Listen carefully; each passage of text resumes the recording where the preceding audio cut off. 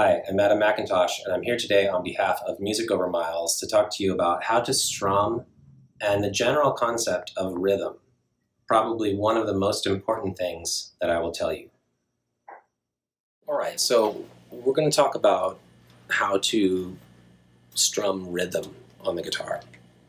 And if you watched the How to Make Power Chords video, I'm going to utilize that same 1, 5, 1, 2, 3, 4, 5 principle and use power chords to illustrate basic rhythm.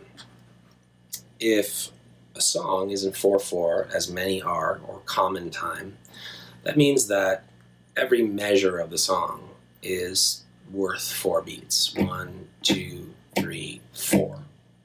So a lot of songs are in that format. 2, 3, 4, 5, 6, 7, 8. 1, 2, 3, 4, 5, 6, 7, 8 in series of 4s. So that's 4 numbers. 1, 2, 3, and 4. And then they have a space in between them, which is known as the and. 1 and 2 and 3 and 4 and. And the and is what's referred to as the upbeat. The 1, or the numbers, are what's referred to as the downbeat. So 1 and 2 and 3 and 4 and is playing on the downbeat exclusively.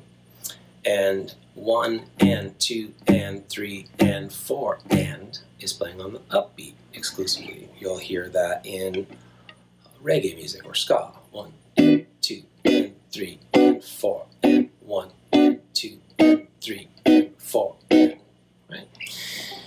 So we know where the 1 is, we know where the 4 is, we know that there are ands in between the numbers. If there are 4 numbers and 4 ands, that makes 8 altogether. So you can play 8th note rock. 1, 2, 3, 4, 5, 6, 7, 8. You can play all of them, the 1s and the ands. 1, 2, and all of them. Or you can play 4th notes. 1, 2, 3, 4. Think of $1. 4 quarters makes $1. 4 quarter notes makes a bar of music. So in strumming and playing rhythm with your pick, you'll want to keep counting in your head at first. You're not always going to have to do that, but a general understanding of where the 1 is, where you are, where you're supposed to be, and where the 2, 3, and 4, as well as the ands in between them are, really at all times, is going to be extraordinarily valuable to you. Why? Because some songs really use those other locations. Like, let's say the 3 and or the 4 and. The and after 4 or before 1. 1 and 2 and 3 and 4 and 1. So you don't go 1, 2, 3, 4 and start playing right after 4. That's the and. You go 1 and 2 and 3 and 4 and 1. That's the 1, right? So a standard progression like that, and I'll use power chords to do it. Let's say we're going to play a G chord progression with G, C, and D. So we'll do 1, 2, 3, 4, 5, 6, 7, 8. Okay. I'm going to count myself in, and you should do this too. 1, 2, 3, 4. 1, 2, 3, 4, 5, 6, 7, 8. I'm just picking down. 1, 2, 3, 4, 5, 6, 7, 8. So you can think of it that way if you want to keep it in 8s. 1, 2, 3, 4, 5, 6, 7, 8. 1, 2, 3, 4, or 1, 2, 3, 4. If you want to just count 4s. 1, 2, 3, 4, 1, 2, 3, 4, 1, 2, 3, 4, 1, 2, 3, 4, 1. All right. So that probably sounded a little bit familiar to you. It is sort of the foundation of all of blues music and a bunch of stuff that followed it. We'll get into that when I do the module on progressions. But for right now, rhythm and strumming is based on that 1, 2, 3, 4, and the ands in between them concept.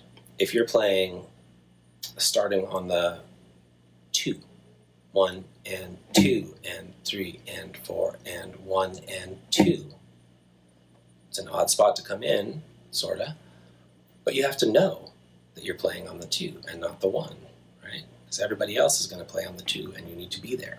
You need to know where it is to be there. If the song calls for you to come in on the and or the 4 before the 1, you need to be aware of that. 1 and 2 and 3 and 4 and 1. 1 and 2 and 3 and 4 and 1 and 2 and 3 and 4 and 1 and 2 and 3 and 4 and 1. The way to remember what I like to think of as the backside of rhythm, everybody knows sort of where the 1 is for the most part. And some people are aware of the 2. But then people just sort of stop thinking about it. The 3 and the 4 don't get as much attention. So the backside of rhythm, 1, 2, 3, 4, 3 and 4 are the backside of it. And the way to remember that always is to think of the song, This Land Is Our Land. This land is your land. This land is made for you and me. Because they utilize a really cool function of rhythm when they play this song. So it's a song in C, but it doesn't start on C. C is not the 1. They have sort of the illusion of a C being there by starting with a melody before the chords start. This land is, right, on the F. This land is my land. I'm not going to perform for you, but you get it. This land is your land, my land. This land is your land. This land is my land. This land is... Cut.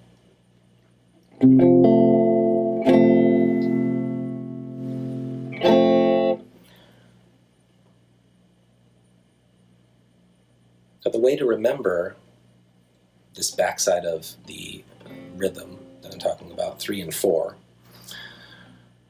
is to remember the song, This Land Is Our Land. This land is your land. This land is my land. This land is our land. It's made for you and me. And if you remember this one thing, you'll get insight into it and you'll always be able to go, oh, right, that's where the 3 and 4 and are. So it's a song in C, but it doesn't start in C. It doesn't start with a C chord, and it doesn't start on the 1. The melody starts the song. This land is, and then it lands on an F chord. Resolves to the C. So this land is your land, this land is my land. I'm going to probably sing it wrong because I don't want a copyright infringement, but land is your land, this land is my land.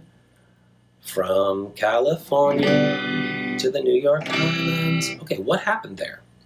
When they sang the notes before the chord, they started on a rhythm. They had to. Some rhythm. 1 and 2 and 3 and 4 and 1 and 4 and 1 and 2 and 3 and 4 and 1 and 2 and 3 and 4 and 1 and 2 and 3 and 4 and 1. You get the idea. So you just have to hear that for a second in your head, and you know where the and, 4, and 1 are leading into any song. It's a good space to visit and to know your way around on the backside of rhythm. That way you know the 1 and the 2, the ands in between them, and the 3 and the 4 really well, really intimately, and you're not thrown by any music from when somebody comes in on one of those beats.